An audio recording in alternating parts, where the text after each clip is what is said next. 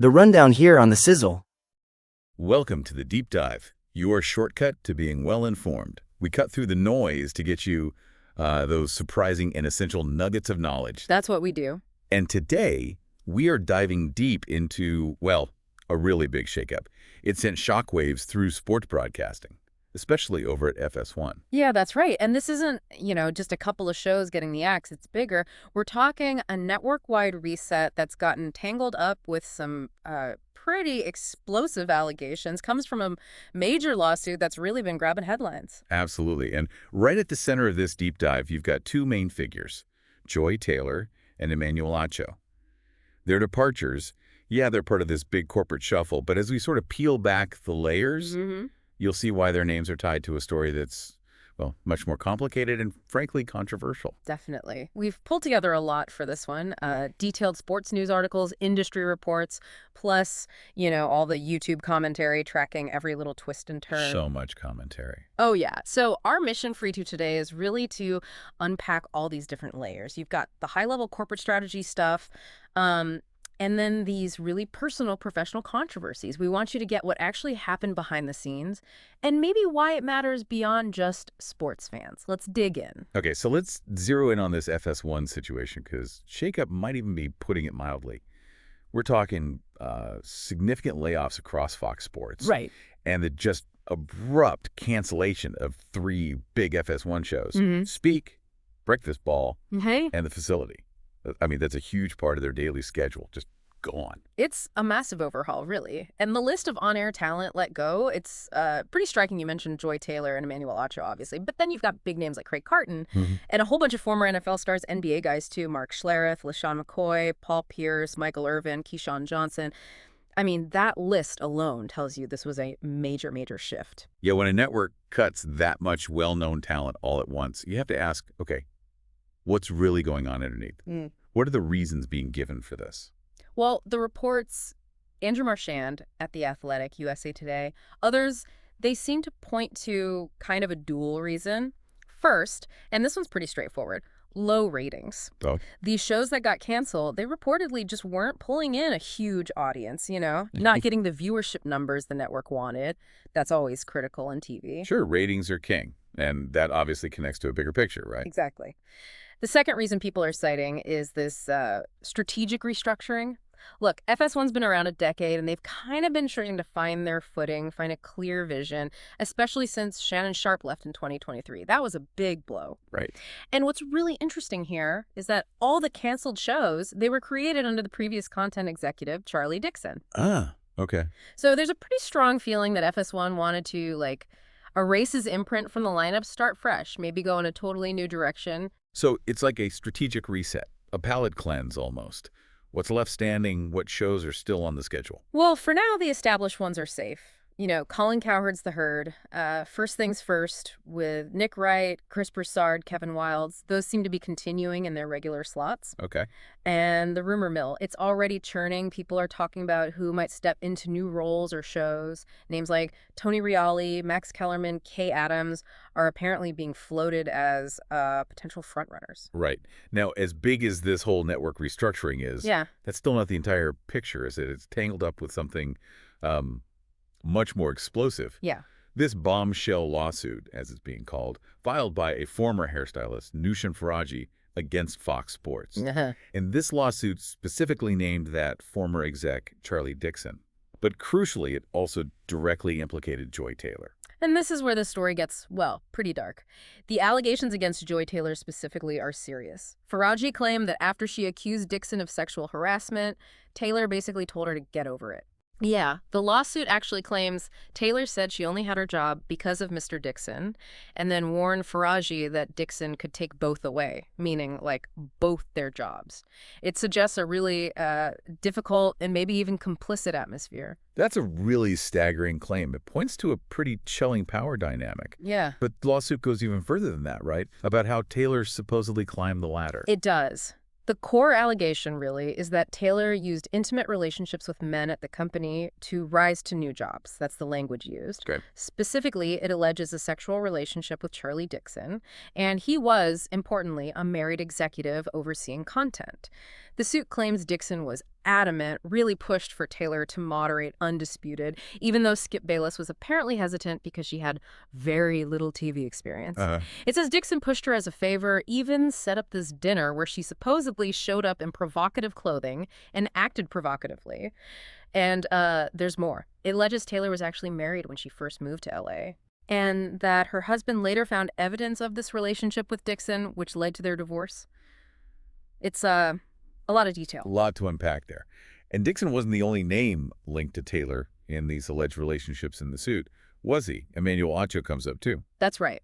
The lawsuit also alleges Taylor was romantically involved with Emmanuel Acho, and that she sought his recommendation, his help, to get the host job on Speak for Yourself, which, later just became Speak. Okay. And what's really alarming in the lawsuit text is a claim that Faraji warned Taylor about sleeping with both Dixon and Acho at the same time. Cool.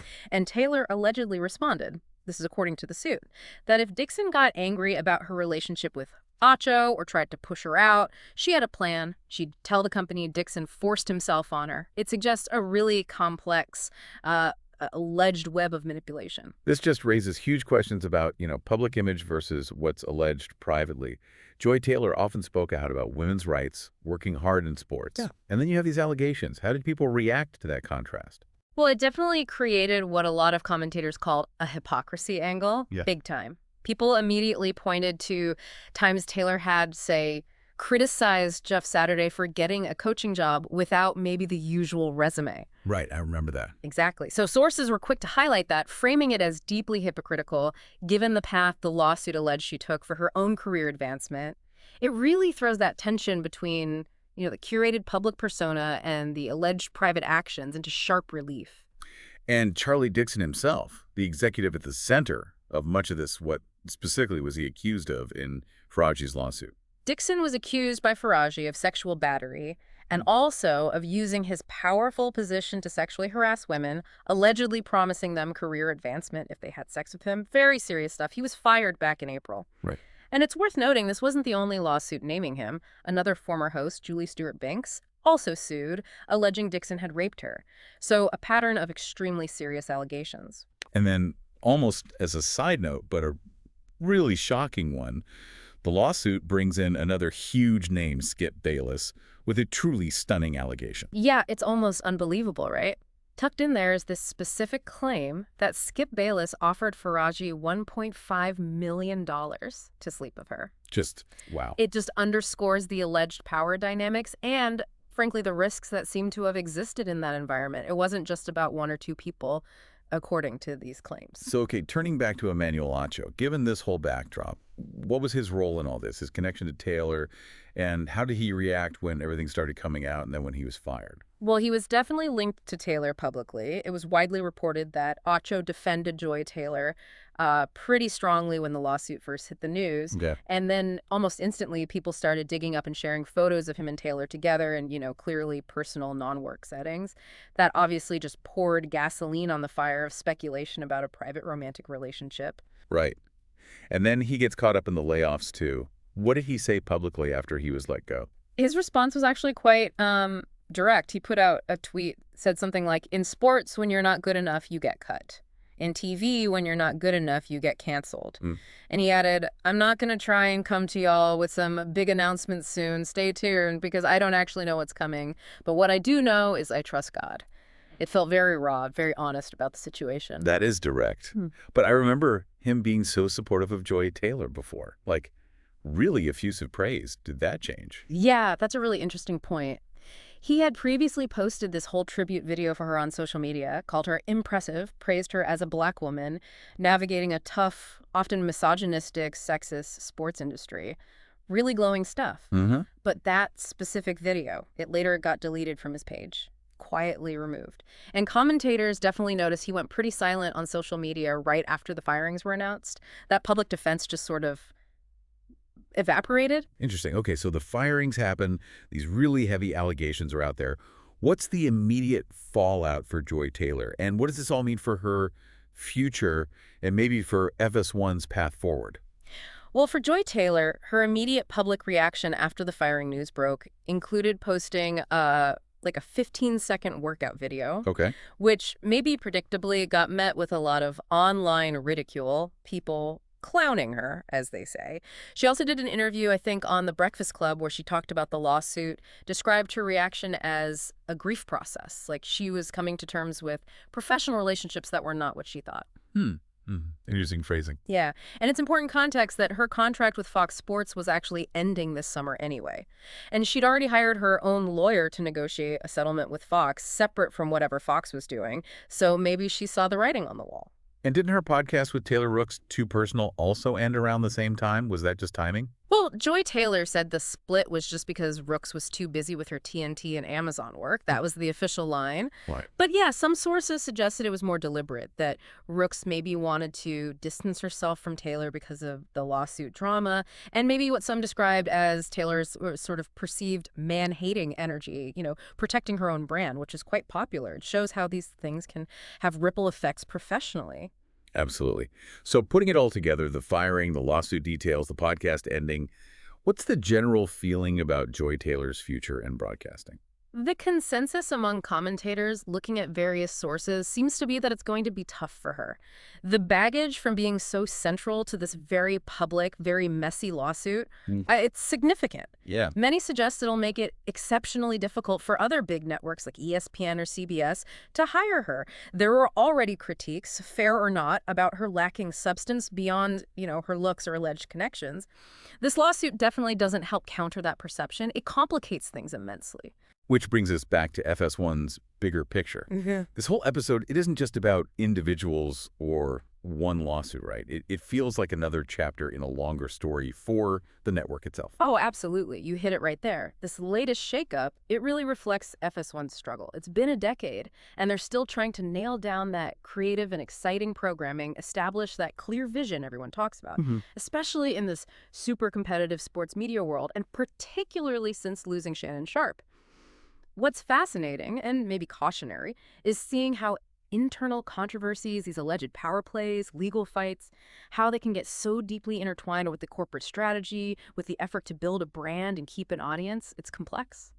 So thinking about you, the listener, what can we take away from this deep dive? We've covered a huge network overhaul at FS1, tangled up with these really serious personal and professional allegations from a major lawsuit. Did you have any aha moments about, say, ethics in the workplace, or power dynamics in media, or even just how public image and alleged private actions clash? Yeah, it really makes you think, doesn't it? In this age where personal lives, professional conduct, it's all under this constant microscope, constant public consumption.